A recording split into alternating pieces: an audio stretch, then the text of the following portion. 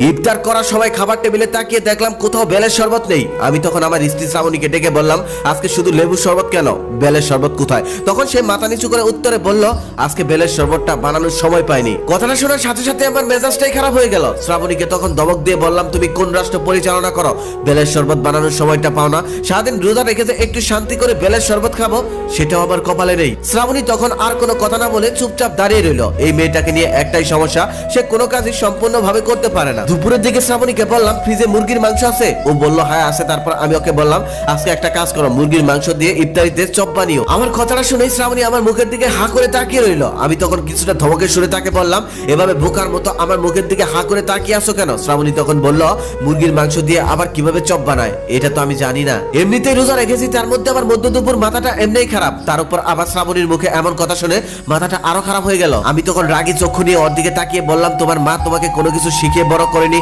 যা বলি সেটাই না বলো, কিছুই পারো না তুমি। আসলে আমার জীবনের সব থেকে বড় ভুলটাই করেছি তোমাকে বিয়ে করে। শ্রাবণী তখন কোনো কথা না বলে চুপচাপ আমার সামনে দাঁড়িয়ে রইল। আমি তখন অন্য রুমে চলে গেলাম। এই মেয়েটাকে নিয়ে আমি আর পারছি না।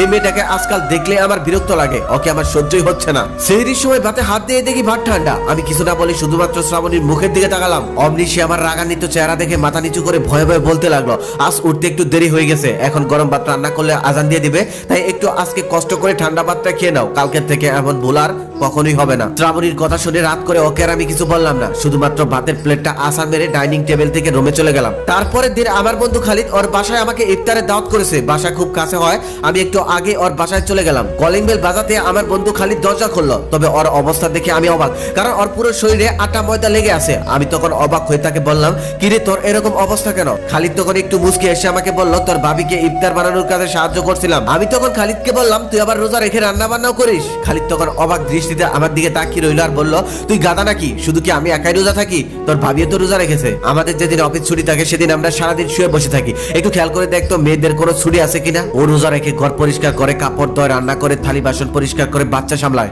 আবার ইফতারে বেগুন, আলু চপ, বুট বড়া, এগুলো খেতে যতটাই মজা, এগুলো বানাতে ততটাই কষ্ট হয়। একটা মানুষ প্রত্যেক দিন এই কাজগুলো সামলায়, ওরাও তো মানুষ, অন্য কিছু তো আর না। তাই আমি যখনই সুযোগ পাই আমার স্ত্রীকে আমি সাহায্য করি। ইফতারের সময় খালিদ আর ওর স্ত্রীর ভালোবাসা আমি আর চোখে দেখছিলাম। যতই দেখছিলাম ততই নিজেকে অমানুষ বলে মনে হচ্ছিল আমার। হঠাৎ ভাবি খালিদকে বলল, এই রে, আজকে তোমার শরবতে তোমার পছন্দের ইসুপগুলোর ভুসি দিতে ভুলে গেছি। খালিদ তখন উত্তরে বলল, তাতে কি, একদিন ইসুপগুলোর ভুসি না খেলে কি মরে যাবো নাকি? আমি তখন খালিদের জায়গায় নিজেকে দাঁড় করালাম। মনে মনে ভাবতে লাগলাম, আর যদি শ্রাবণী আমার সাথে এমনটা করতো তাহলে হয়তো আমি গালাগালি করে 12টা বাজিয়ে দিতাম।